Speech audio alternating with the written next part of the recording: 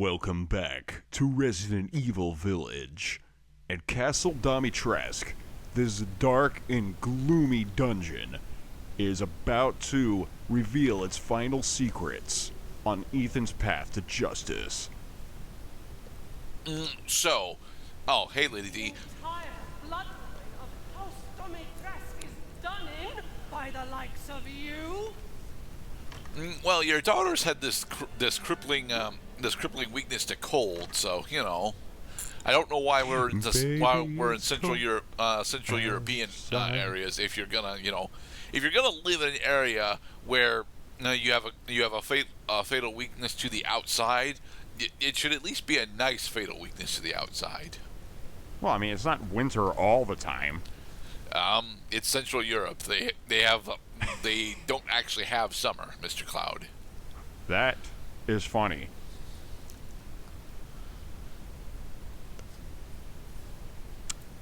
It's a little not quite true to life, this portrait of Lady D.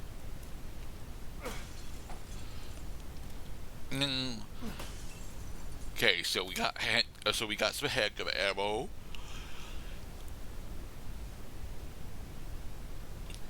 Oh, all right.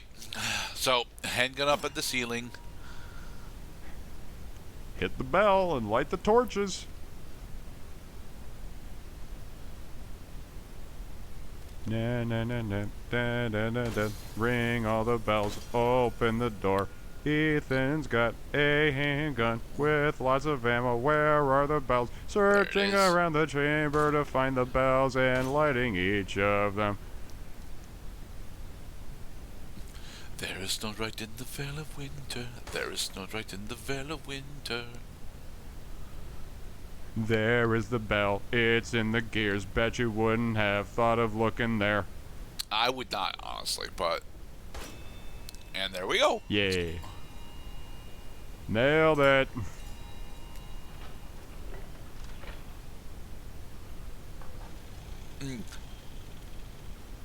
It's a door.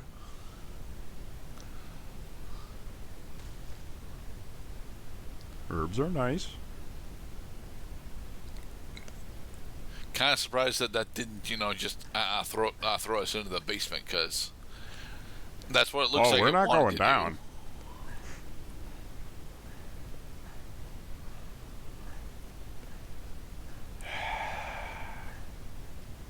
Resident Evil developers, are you listening? Your players just want the character to get up the goddamn ladder and move on. I saw that. There's a goat over there.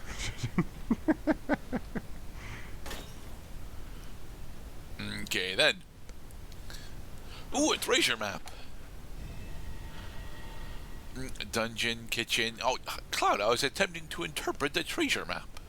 It's the iron insignia door. You have to go back to that's your cue to go back to the basement, as though it wasn't already obvious, because the game gives you a legend that indicates locked doors and the corresponding keys.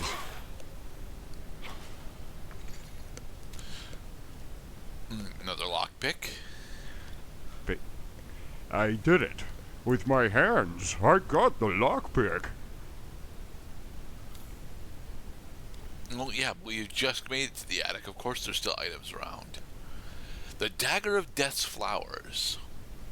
It's apparently an antique from the Middle Ages that's coated in a concoction of poisons from across the continent. It's said to have been crafted to kill demons and monsters. It sounds fascinating, but no one knows where it is.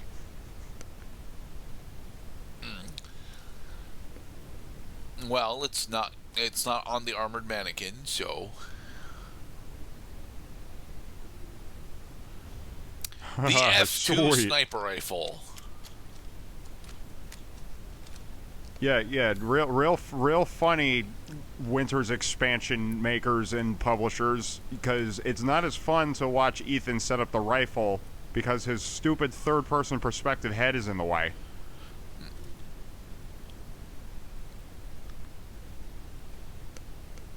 When in doubt, look up.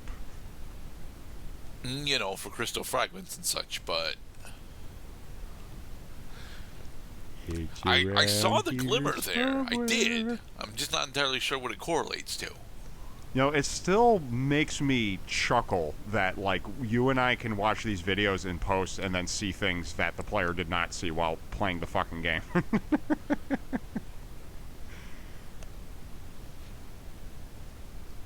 There's a lot of blind spots up here now because of rafters and stuff. Oh, there it is. It was in the box. But that's not the glimmer that I saw. Bleh. Now, it's time to go a-hunting.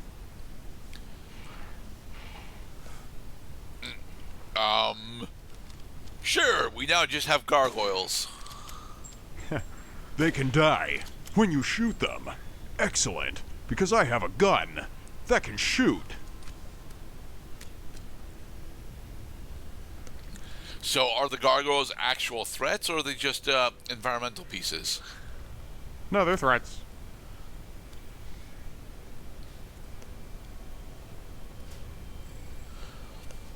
That will allow you to go down. Shortcuts in wizardry.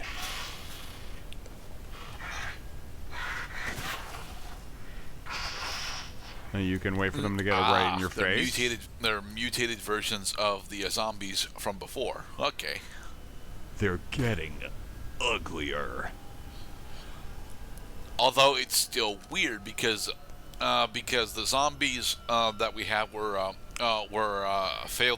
feral daughters of Demetresque, but these are very specifically, these are specifically bat mutations for these. Oh, we do get a little anatomical lesson as to what makes the daughter a daughter. If you search the opera hall a little more thoroughly there, past Cloud, you would have found the journal entry that described the origin of the daughters. Okay. They're not actually daughters of Lady Demetresque. They are experiments, and the experiment was almost a complete success. But aren't they made by Lady Demetresque still? The daughters are a product of Mother Miranda. Ah, okay.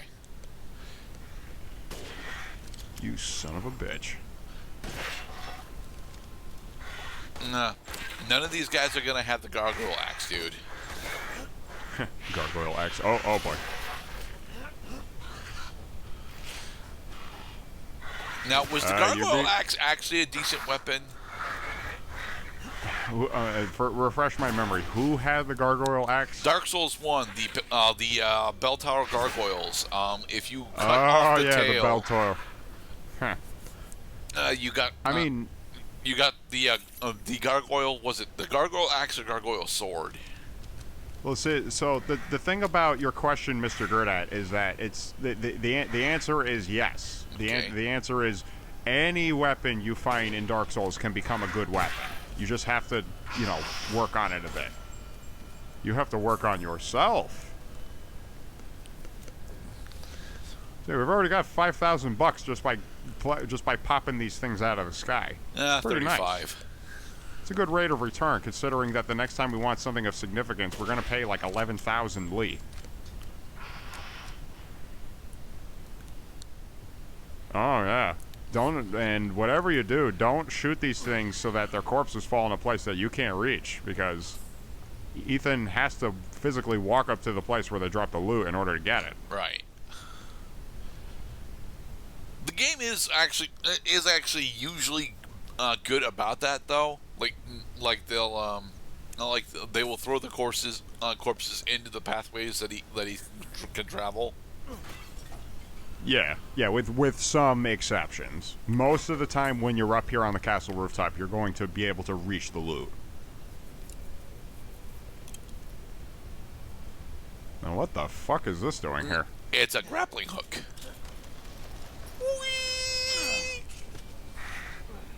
Oh, it was a one use.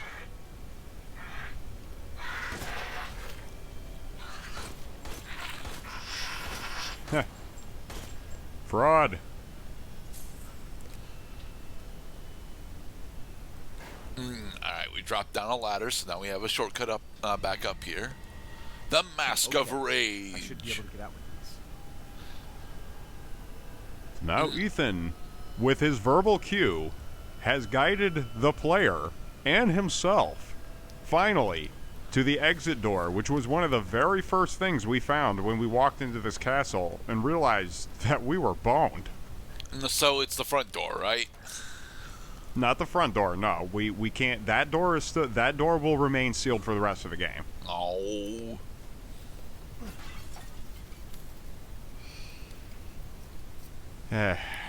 This rooftops room is quite large. Yes. You might want to give getting all the items in this room a miss, but that's up to you. I mean, Because if it's just going to be more handgun ammo, then it's probably not honestly worth scouting out. But I'm pretty sure that's a crystal fragment. yeah, I think I saw it. So it was underneath the parapet.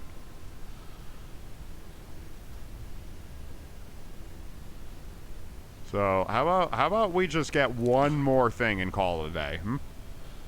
Just one more thing. Will that satisfy you, Ethan? Cut your losses a bit? There it went. You had me going there for a second, game, saying like, oh, you shot down the thing? Try reaching it.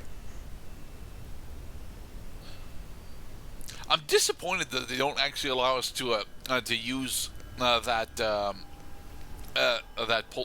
pulley rope as a continuous method of going back and forth between these pieces of the rooftop.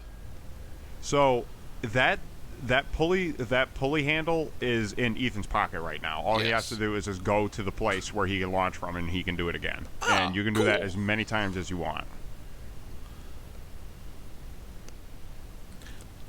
So is there going to be another pulley rope for us to do that with?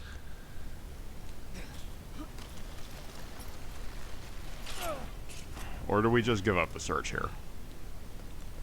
Remember, the key items are required. Treasures are not required. Right.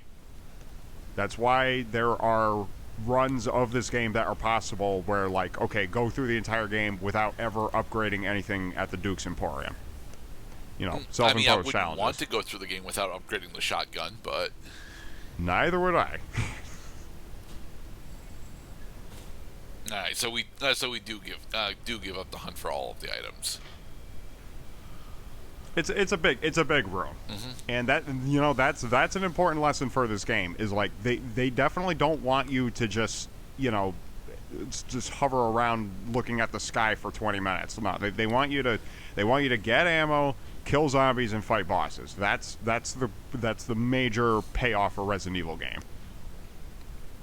And speaking of bosses, in the next episode, we will finally actually deal with Lady Dimitrescu. Stupid man thing! You won't live long, even if you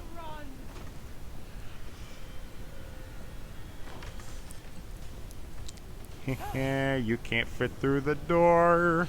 Because she is too tall. Thanks to your consistent patronage, I've expanded my services. Thank you. That's not the only merchant. thing you're expanding, buddy.